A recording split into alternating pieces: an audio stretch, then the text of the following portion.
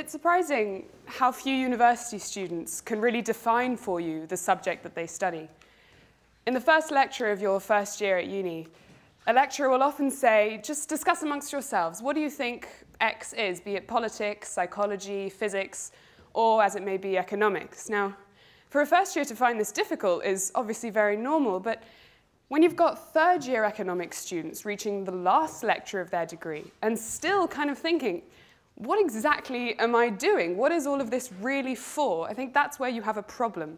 But that's what's happening now.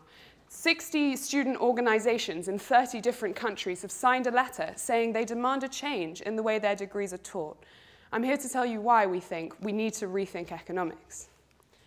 So to try and get to the bottom of how economics sort of is defined at the moment, I thought I'd do what any student does when they're trying to find out about something, looked it up on Wikipedia, and this is what you find.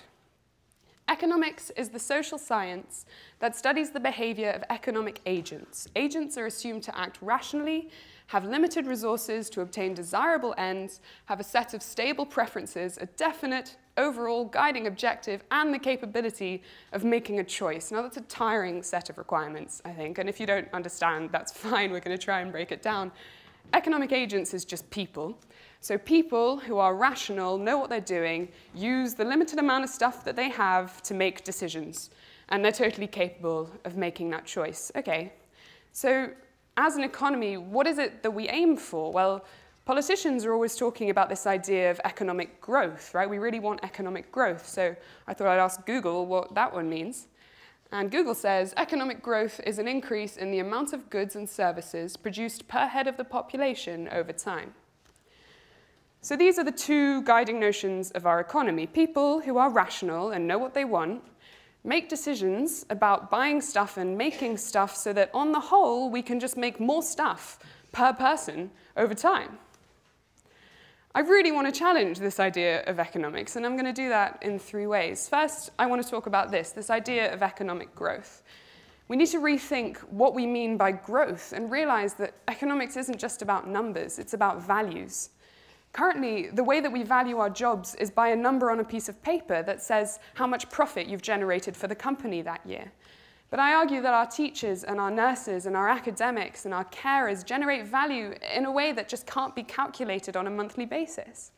We need to rethink economics when young parents are being told, oh, I'm sorry, we just can't afford to pay you another week of maternity leave. And yet somehow that company can afford to pay their CEOs the average yearly British wage within a week of the new year. We need to rethink economics to see that profit and making more stuff just can't be our ultimate goals. Sustainability and equal opportunity in a fair society are ideas we need to incorporate into what we call growth.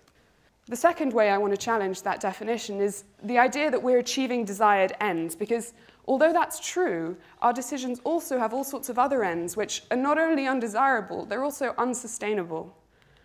This is a picture of a landfill in Indonesia. Every single year, developed countries export 12 million tons of rubbish to developing countries on the grounds of efficiency. Rich countries can happily just produce all this waste, and then it's cheaper, rather than to deal with it at home, to send it to a poorer country that's happy to take it for the price that you pay to handle it their way. Now, everybody wins, right? They get our money and we get rid of the waste, but I argue this efficiency is just not enough.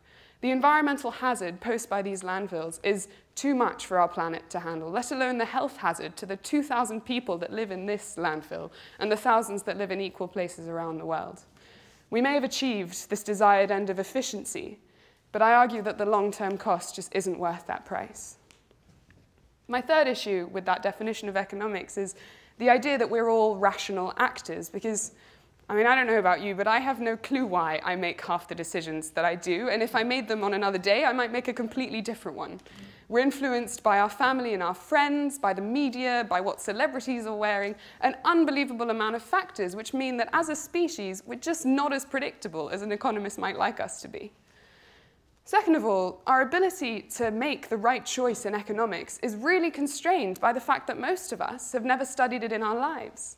Unless you choose economics at A level, you're probably never even going to say the word at school, let alone look at a textbook. But everyone turns 18 and then has to vote on policies about taxes and about healthcare benefits and about education, all of which are fundamentally related to economics. So where do you go to try and find out what kind of a decision you should make? Well, most people open up a newspaper, right? So see how reliable that is. So this newspaper is talking about George Osborne pledging £12 billion cuts in government spending after the next election.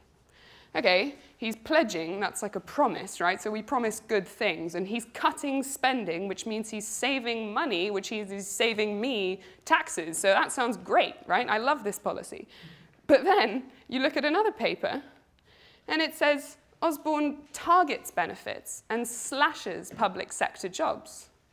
Well, that just doesn't sound as nice as the other one. He's slashing things and targeting benefits. And actually, I always thought benefits were this really good thing, right? Because they helped people with housing problems and healthcare and free education. So now I don't know what to think about this. And the problem is, any 18-year-old would be stumped, but worse than that, 21-year-old economics graduates could very easily also be stumped at how to handle this situation because they've just finished a degree which says that it's value-free, so doesn't have to handle issues like what's the best economic policy for social welfare. Instead, you look at mathematical models for 3 years that don't often apply to reality. So, sorry, Wikipedia, I'm not happy with your definition. Instead, I thought we could look at another. Alfred Marshall said, "Economics is a study of man in the ordinary business of life. It inquires how he gets his income and how he uses it. Thus, it is on the one side the study of wealth, and on the other, and more important side, a part of the study of man." We need to rethink economics to remember that economic incentives are only part of what motivates people. Definitions of community and success and your place in society vary unbelievably around the globe, yet understanding them is essential to writing economic policy that works. A policy could very easily work wonders in one country, but fall to pieces in another if an economist hasn't really studied what makes that country tick. We need to rethink economics to remember that economics, history, politics, and culture all go hand in hand.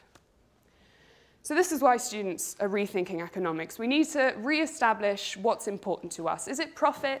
Is it making more stuff? Or is it more than just that? We're trying to campaign for an economics education which addresses the most important issues of our time: the environment, our relationship to each other, and our relationship to the rest of the world. Thank you very much.